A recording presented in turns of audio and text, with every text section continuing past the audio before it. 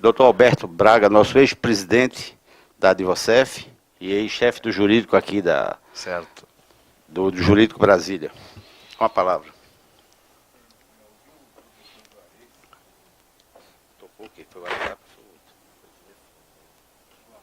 Ouvir o professor Juarez sempre me deixa muito alegre pela sua forma provocativa, mas ao mesmo tempo ele sempre tem uma palavra de esperança. Olha, as coisas podem acontecer e depende muito da gente. Então isso é muito bom ouvir, porque profetas do caos a gente tem muitos, né?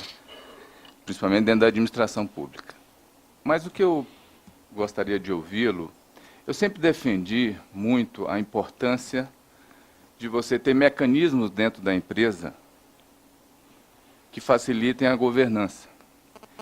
E o professor tocou em uma questão que eu acho preocupante dentro das empresas públicas, que é a questão das denúncias.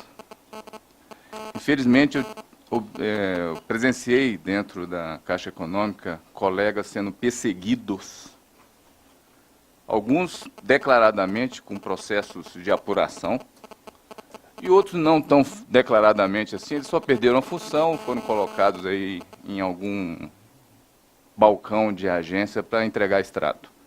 Profissionais de reconhecida competência dentro da empresa. Mas acreditaram que coisas erradas devem ser denunciadas. Acreditaram. E pagaram um preço muito alto por isso. Aliás, eu sempre digo o seguinte, que as pessoas que têm ideais, eles pagam preços, né? Preços às vezes altos. E eu queria ouvi-lo a respeito de como as entidades, e o Advocef, eu venho participando disso ao Álvaro há muito tempo, poderia contribuir como uma forma de, vamos dizer assim, despersonalizar essas denúncias e abrigar esses colegas que identificaram dentro da empresa situações preocupantes e ser esse veículo para transmitir à empresa essa denúncia, ou uma forma, como se o professor falou em mecanismos. Eu vejo isso pouco se discutir dentro das empresas. Eu vejo muito a discussão do que você não pode fazer. Quando se fala em código de conduta, não se privilegia quem vai fazer a denúncia, mas se privilegia as pessoas que devem ficar caladas. Não pode fazer isso, não pode fazer aquilo, basta você analisar os normativos. Então eu gostaria, professor, como nós poderíamos trabalhar na questão do papel das entidades, e o Advocef, por exemplo, em contribuir para transmitir e até para fazer essas denúncias no âmbito da empresa, né? No caso, a Advocef seria no âmbito da Caixa Econômica, tem a entidade do Banco do Brasil e outras entidades, para justamente ser o veículo, né, dentro da entidade para fazer a denúncia e acompanhar essa denúncia. Porque seria uma forma também, e eu assisti não poucas vezes isso, de você blindar e proteger aqueles colegas que tomam conhecimento de coisas erradas dentro da empresa e por um medo, um receio justificável, porque ele tem família, né, ele tem lá a situação pessoal dele, de não fazer isso pessoalmente, na esfera pessoal, mas buscar a entidade para ser o veículo de denúncia dentro da empresa. Ótima questão. Alô? Eu levantei, de fato, o tópico para pensarmos. Eu até disse para próximo, né, mas porque há várias possibilidades aí. Essa da associação é uma, e acho interessante, promissora, até certo ponto, porque também nós não podemos sobrecarregar demais a associação, né, mas eu acho interessante, sem dúvida, esse caminho. Agora eu vou dar um depoimento um pouco mais abrangente sobre isso. Acho que nós temos que pensar esse assunto um pouco mais profundamente, né? O Brasil só está avançando de maneira expressiva no combate à corrupção sistêmica por causa de uma lei de colaboração premiada. Não é só por ela, mas é muito especialmente por ela. Essa lei eu conheço bem a origem. Nós temos uma certa cultura de aversão ao dedo duro, ao delator e tal.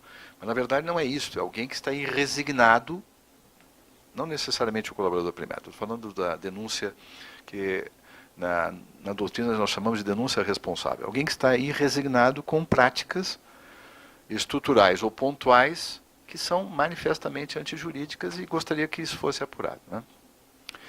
Eu acho até que um debate que se poderia fazer é o debate sobre a denúncia anônima. É um debate que a gente vai ter que fazer no Brasil. Mas eu me lembro que, certa feita, eu tive que atuar na defesa, e raramente eu faço isso em página, mas essa eu fiz questão de ir, porque eu vi o sofrimento da criatura, né? E note que a Lei 8.112, nesse caso, envolvia a administração pública direta, né? Ela protege a denúncia. Tem um dispositivo que foi acrescentado, não faz muito, que protege o denunciante responsável, né? Mas mesmo assim se fez o PAD. E eu me lembro, o início do PAD, eu disse aos 3 que estavam à minha frente, né, comissão processante, olha, eu respeito vocês e presumo que vocês são sérios. Mas esse PAD não é sério. E eu quero dizer que eu vou levar isso até as últimas consequências. Se vocês perseguirem este homem, vocês vão responder, inclusive por improbidade administrativa, porque isso aí é óbvio que é retaliação. Eu comecei assim a coisa. O advogado às vezes tem que ser assim também, né? Bom, deu unanimidade e a criatura, obviamente, foi inocentada. Não podia ser de outra maneira, né? Eu digo, obviamente, nesse caso, né? Mas sabe o que aconteceu? O sujeito já tinha tempo para se aposentar, ele se aposentou, ele não passa perto da repartição. Ele criou uma relação de hostilidade. Isso é péssimo, né? Então foi uma vitória de sabor amargo a certo ponto. Me doeu de ver a consequência disso. Por quê? Porque nós não temos essa cultura de proteção daquele que quer arrumar as coisas. Claro que, se possível, nós deveríamos, em alguns casos, não é ficar assim, olha, fulano de tal fez tal coisinha errada. Tenta, se não há desonestidade, tenta resolver internamente, fala com a pessoa, faz essa coisa. Eu achei esse telefonema muito interessante, né? Olha, jamais poderia imaginar que partisse de vocês. Certamente houve um erro aí do mensageiro e tal. Eu achei o máximo. Isso é diplomacia. Tem que ter diplomacia, né? Tem que ter bom senso e diplomacia. Mas há situações que tu está vendo a corrupção acontecer. Tu está vendo a improbidade acontecer. Tu está vendo uma decisão catastrófica sendo tomada, com bilhões sendo perdidos para a estatal. E tu sabes que teve ali tráfico de influência, né? Qual é o nosso dever de fazer? Nós temos que... coragem todos vamos ter que ter na vida, não é? Mas esse preço não pode ser alto demais, eu concordo plenamente, e nós temos que criar essa nova cultura. A associação tem sim um papel importante, mas eu penso que nós temos que, para esse debate, trazer outras instâncias. Trazer o Ministério Público, por exemplo, o debate federal, trazer o Ministério Público de Contas para o debate. Acho isso importante. Trazer as nossas corregedorias para o debate, né? Trazer a CGU para o debate e perguntarmos como se faz isso. Não sou eu que vou dizer como se faz isso. Nós temos aqui um problema. E o problema foi identificado em pesquisa de campo. Em algumas delas, quase 90% disseram que estão com medo de denunciar. Significa que estão numa cultura opressiva, né? Isso não é nada bom. Há uma pesquisa muito interessante realizada pelo Projeto Aristóteles. Já ouviram falar? Não. Projeto Aristóteles. Essa pesquisa foi realizada pelo Google. Uma larga pesquisa, cara, né? E o Google fez. Qual era a meta da pesquisa? Descobrir quais eram os requisitos para uma equipe de alta performance. E é sabido que o Google tem expertise, digamos assim, nisso. Ele cria um certo ambiente favorável à alta performance. Eles encontraram 5 fatores. Um deles, sabe qual foi, doutor Alberto? Segurança psicológica. O sujeito não pode ter esse medo. Não pode trabalhar sob essa ameaça e sobre essa tirania da cultura, que às vezes é uma cultura muito contaminada, né? Então nós temos que proteger assim, isso é uma bandeira. Quando eu falo em garantia do artigo 5º, que eu gostaria de ver alguns acréscimos, se der tempo, pode ser em outro momento, pode ser até na PEC, enfim. Não dá para ter aquela estabilidade do 41, infelizmente não dá, né, por ser empregado público. Mas dá para aproximar mais disso. Né. Aqui já tem uma certa garantia que, pelo menos, o presidente da comissão processante vai ter que ser de carreira. Já foi um progresso importante isso aqui. Né? Digno de encômios. Mas acho pouco. Acho que nós temos que avançar. Este é um debate fundamental. Como é que se cria uma cultura de confiança e de autoconfiança que permita rejeitar a corrupção sistêmica? Né? Isso é uma coisa importante. A Suécia fez esse debate, né? E a Suécia, num dado momento, era tão ou mais problemática, vamos dizer assim, em termos de ética, do que o Brasil. Gostaram dessa problemática? Ficou bom. E ela mudou, e mudou profundamente. Ela criou uma cultura de rejeição social à corrupção, ao desvio. Sabe quando? No século XIX. Mas ela não fez isso abruptamente. E ela adotou uma série de técnicas e de mecanismos de proteção. Até hoje é um país bem interessante de analisar. Por exemplo, o conselho de administração na Suécia, das empresas em geral, 50% são mulheres. Eu acho isso bem interessante. Mas são coisas assim que tu crias um design institucional e tu vai mudando a cultura. Né? Então nós temos que retirar, subtrair ao máximo o medo daquele que é o probo. Né? Vamos trabalhar nisso, Roberto. Conte comigo nessa reflexão. Mas isso aí, nós temos que ter mais players nesse debate. Temos que ter, por exemplo, canais abertos com os órgãos de controle. Por que não? Pode ser um caminho. Canais abertos em que o sujeito seja protegido. Porque um órgão de controle, ele pode ou não pode receber uma denúncia anônima? Claro que pode. Claro que pode. E vai investigar. Ele não pode condenar ninguém com base em denúncia anônima. Isso é evidente que ele não pode. Mas ele pode receber a denúncia anônima. Mas as pessoas... ele não pode engavetar. Eu conheço bem isso dentro dos tribunais de contas. Por exemplo, do Rio Grande do Sul, ele recebe denúncias. E vou dizer mais a vocês, as denúncias são a fonte primordial, mais do que as auditorias operacionais, são as denúncias. Ali começa a coisa, né? É ou não é? Então é importante, quem sabe, criar esse tipo de mecanismo, né? De interlocução válida, legítima, de canal, porque um dos aspectos mais importantes da lei é a criação de canais de denúncia. Né? É ou não é? Da lei das estatais. Canais de denúncia e tal. Mas isso aí não está dando certo. Né? Temos um ponto para equacionar melhor aqui. E deixar e conquistar esse outro aspecto que transcende o aspecto da denúncia. Né? Criar uma cultura de confiança psicológica dentro da administração pública, lato sensu, inclusive, das estatais. A pessoa tem que estar mais... não tem que ter medo de compliance. Não tem que ter medo de compliance. Isso é uma coisa impressionante. Eu vejo algumas pessoas com medo danado de compliance. Eu acho o contrário. Eu quero compliance. Claro, eu não quero compliance kafkiana. Isso não é compliance. Né? Mas a conformidade é uma coisa muito benigna, se for bem feita. Né? Concorda, doutor? Vamos trabalhar nisso? Doutora Ana, o que a senhora acha? Então vamos trabalhar nisso.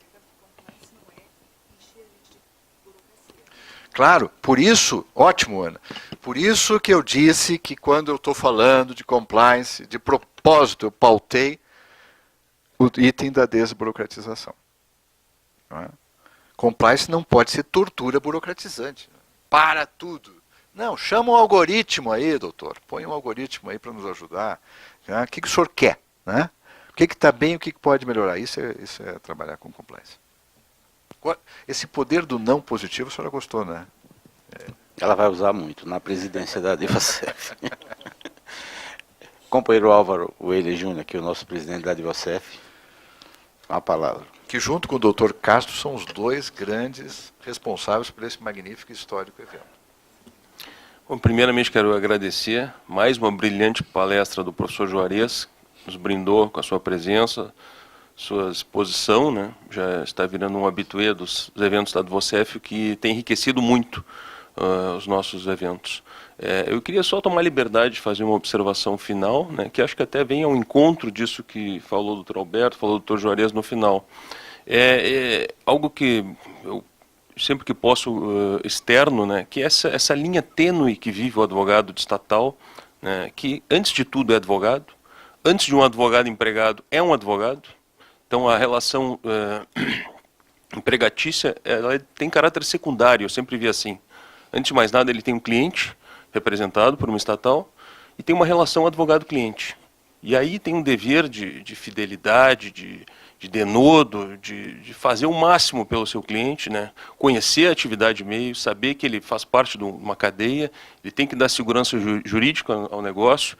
E aí gostei dessa abordagem do não positivo, né? Não basta simplesmente dizer não, eu digo a quem trabalha no contencioso, nós temos que oferecer alternativas, alertar dos riscos, né? Respeitar muito o colega que personifica essa entidade, que às vezes está na área fim da empresa, o próprio dirigente, né, que está ali, via de regra, tomando as decisões com a melhor das intenções. Então nós temos um compromisso muito firme, né, advogado-cliente, também com aquele que personifica a estatal. Mas, e aí vem o mas, né, o nosso compromisso primordial é com a entidade e não com o seu dirigente. Nós somos advogados de um CNPJ e não de um CPF. E um dos problemas das estatais é, muitas vezes, uma subserviência ao dirigente com indicação política, a forma de tratamento sem transparência, sem isonomia, né, sem estar baseada em meritocracia. Então nós temos que estar sempre prestando atenção nesses dois pontos.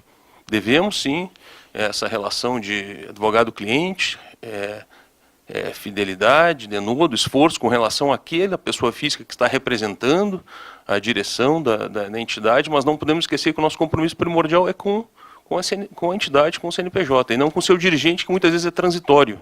E nós somos concursados, temos uma obrigação de longo prazo, né? E os dirigentes muitas vezes passam, se sucedem, e os advogados, o corpo jurídico da estatal permanece. Então achei muito interessante essas últimas observações feitas pelo Dr. Alberto e pelo Dr. Juarez. Então, só finalizando essa observação. Muito obrigado. Se me permite quebrar o protocolo, posso quebrar o protocolo um pouquinho? Já que ele está quase ex-presidente, né, eu quero cumprimentá-lo em nome acho que a Ana vai subscrever o que eu vou dizer agora. Que bela figura, né? Que belo legado deixou aí para a defesa das estatais. Parabéns. Eu confesso que ele me ajudou muito a me interessar pelo assunto com mais profundidade.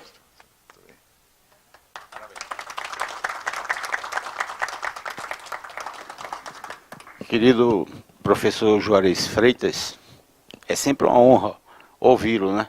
E muito mais quando é na Casa da Cidadania, que é o Conselho Federal, que também é sua casa. Em nome do presidente Lamáquia, do Ibanez, que me deixou com essa missão de continuar aqui na presidência dos trabalhos, eu quero agradecer mais uma vez o senhor e dizer aqui de público da minha admiração, né, pela sua sabedoria, pelos seus conselhos, pelo amigo, pela lealdade que o senhor tem tido para conosco, advogados da Caixa, e agora também abraçado pela advocacia estatal. Muito obrigado pela sua presença, pela sua palestra. Eu acho que foi brilhante. Parabéns.